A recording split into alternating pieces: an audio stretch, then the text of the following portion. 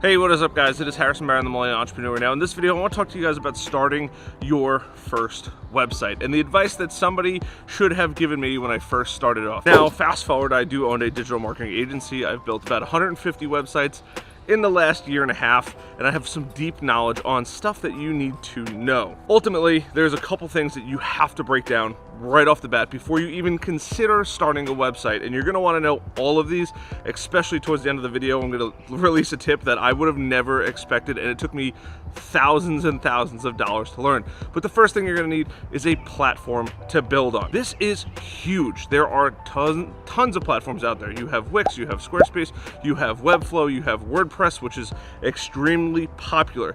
Each one of these is relevant in one way or another. Depends on what you want to do for your website. If you're looking to have an e-commerce website, Shopify is going to be the best thing. If you are technologically able to, fire up a WordPress website. It's a little bit confusing, but you could probably stumble your way through it. Now, if you're somebody that says, hey, I really just want to start a website, I don't want to do anything else, I'm not that technologically savvy, go with either Squarespace or Wix. I love both of those platforms. Squarespace is slowly earning my heart back, but these platforms are fantastic. And if you're the person that says, hey, I want something totally unique, I want to be able to customize till there is no end and have free reign in design, then you probably want to go with Webflow. Now, everybody should fall into one of those categories. The most popular and probably the most amount of YouTube videos and tutorials out there, which can be a bad thing, a little bit of too much information out there, is going to be WordPress. Whatever you choose, just stick to that platform. At this point, every platform is capable of hosting and building a fantastic website. So don't let that be a factor. There are always going to be benefits. There's a benefit to driving a sports car. You can go fast, but you can't take much with you. There's a benefit of driving a truck. The exact opposite. You could take a bunch with you, but you can't go fast. This is the exact same thing with website builders. Each one has their own specialty. So once again, Shopify for building stores, WordPress if you can do it yourself. If you're looking for more of a template type or easy as far as technology goes to use, Wix and Squarespace are going to be your home runs. And if you are a design freak, Webflow is going to be the thing that you want to do. The second thing is, before you do anything else, after you've decided, you need to pick a niche. Now, having your idea for your website is super important, but you need to have a niche. You probably already have an idea of what you want your website to be, but you really have to niche down into it. There are tons of competitors out there. I don't care what industry you're in, there are competitors out there. But here's the thing with that. If you pick a great niche and you go down to the deepest, darkest depths of that niche. So if you are building houses, right? How to deal with flood damaged houses after a hurricane is the best place to start. This is going to pigeonhole you and make you start to build tons of content in that area. But if you just say how to build or how to fix a house after a disaster, think of how many people out there are already competing. You want to niche down as deep as possible. This is going to be able to provide you with the highest paying customers.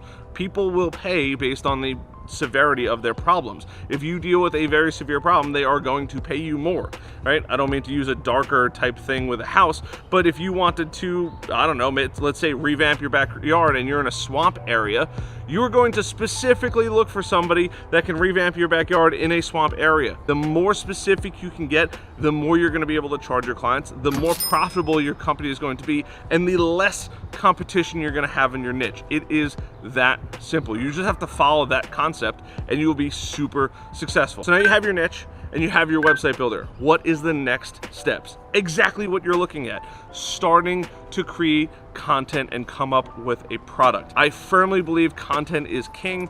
It is not that hard to dominate Google, especially if you get into a serious niche. There is almost no competitors out there. If you're looking to learn how to find keywords to go after, there are tons of videos, especially if you subscribe to this channel. I release those videos all of the time. But finding good keywords is super important. Now at this point, everybody has this little magic device in their pocket called a cell phone. There is a platform right now that is currently available called TikTok.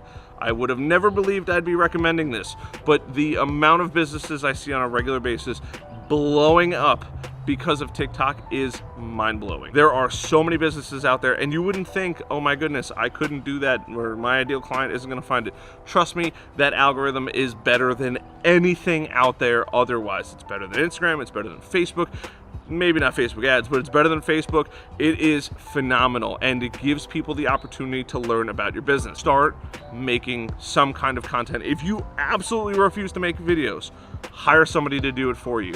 It's not that hard. There is a gentleman who lives about 2 hours away from me now. He owns a well and septic company. He crushes it. People are begging to work with him, and he only services a very small fraction of the country because he creates great content, he shares great stories, he shows how he helps people. Overall, it is a fantastic platform for you to grow your business. The second way is Google, and the third way is podcasting. Start writing content for Google to soak up. Sit down at night. I usually work till 12, 1, 2 in the morning because I'm writing content. I usually work on about a 3,000 to 5,000 word article on a niche that nobody is competing for. I don't want anybody to compete for it. I write these extremely elaborate articles that are extremely in-depth, so when somebody reads it, they understand that I am an expert in that category. If you do not want to do that and you're like, I don't like writing, I don't like being on video, but I am perfectly fine with being and doing audio, podcasting is a great way to go. Start looking up how to find podcasts. There's a website called matchmaker.fm. Go on there, you can sign up and you can start to message people and be on their podcast. It's a great way to build brand authority. It's a great way to get in front of new audiences, and you're probably going to meet some friends along the way. Now, the fourth thing that you need to do, and this is the most important out of all of these after you've done all of them, figure out your pricing. Don't look at competitors. Look at the biggest companies in the industry and figure out what they are charging. More often than not, you are probably not quitting your full-time job to go start this business, and that's a good thing. It puts you in a position of power. The worst mistake I absolutely made in my business was charging too little for products and services, and now it's hard to deliver to those customers. It is the worst mistake I ever made, hands down. Building plenty of websites on different platforms, not loving certain ones, or building the wrong kinds of websites on them, picking the wrong niches. All of that doesn't mean anything. If you do not price your product or service correctly, you are going to be in for a world of headaches and bottles of Advil. There is no amount of stress I could put on this other than go figure out your pricing. Think about how long things actually take. If you're starting a company based on an industry that you already know, that's even better. Start to time how long things actually take. Think about how much money you want to earn per hour, whether that's $25, $50, $75, $100, $150 an hour. Figure you're probably going to need insurance depending on the level of risk in that industry. You're also going to need tools. How much do tools cost? Cameras, laptops, computers, God knows whatever else you're gonna need. If you're an arborist, probably chainsaw. If you are building homes, you're probably gonna need a bunch of tools with that. By you figuring out how much to charge is going to set yourself apart. You should, in theory, be losing more than 50% of the proposals that you send out. Because if you're not, that means you're charging too little. You are leaving money on the table. Coming from past experiences, I would much rather have one client that pays me $3,000 or $5,000 a month than 3 or 5 clients that pay me $1,000 a month, or even worse, 6 or 10 clients that pay me $500 a month. Oh my goodness, it is so much easier to service one client. You're going to be able to make extra money on that, and on top of that, if there's additional things that you want to offer, either as a free upgrade or just those clients will have more money to spend with you.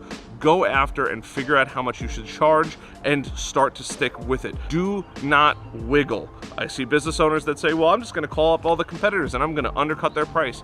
I promise you, you're setting the wrong precedent for your business, and it is going to come back and bite you in the butt. It might not be 1 or 2 or 3 years before it bites you in the butt, but if you sell somebody, let's say you sell inflatables or you rent out inflatables, if you rent out an inflatable for $120 because you think you're undercutting the competition, and that same person then comes back 2 or 3 years later and you get a negative Nancy and they say, hey, I want to get an inflatable. You say, hey, the price went up to $275 a rental. That person's going to bash you all over the internet. And on top of that, you probably have new expenses to pay, such as new trucks, probably more workers, more computers, security, warehouse, all of these other expenses.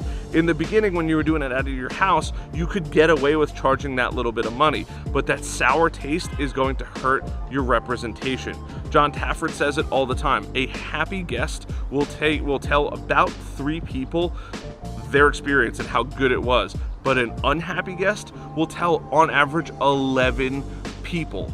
That is a crazy number of people. You have to blow people away in order for them to tell 3 people, but if that person has a horrible experience, they will tell on average 11 people. And with social media nowadays, that number is drastically amplified, so do not get into that position. I hope these videos help you. I hope that this is at least the first steps for you to go start your business. I am going to be creating a small business series because I think that this is the most fun topic I can talk about, and I'm kind of sick of talking about digital marketing for at least a little while.